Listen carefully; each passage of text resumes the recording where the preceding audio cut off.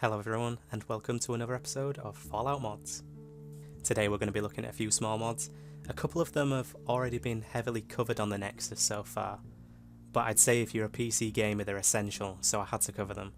And for the first mod we have the full dialogue interface, which tries to bring the dialogue interface back to what it was like in previous Bethesda games.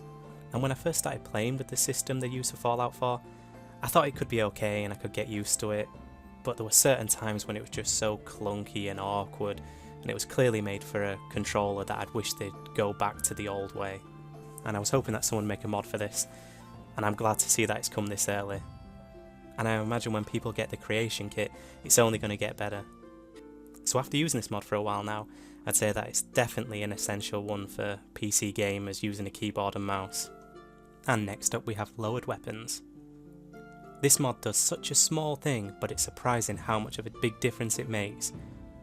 Because now when you have your gun unholstered, your character holds it lower down instead of holding it right out in front of you.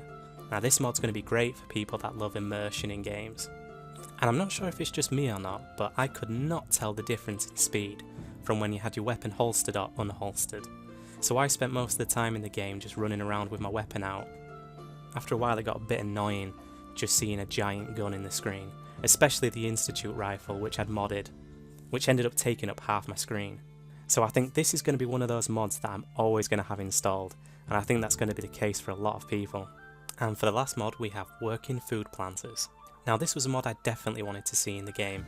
As soon as I saw food planters, I couldn't understand why Bethesda hadn't put them in already. So now you can build your own farms indoors as well.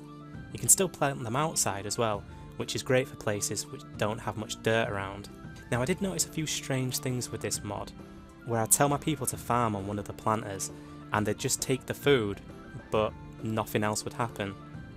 And some of my settlers had a hard time getting to the planters inside. But I'd say that's more the fault of Bethesda's buggy pathfinding than anything else.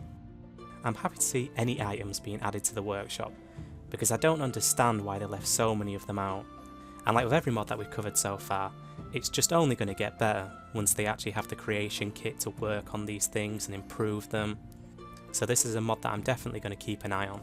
And that's it for another episode of Fallout Mods. I hope you enjoyed it, and I'll see you next time.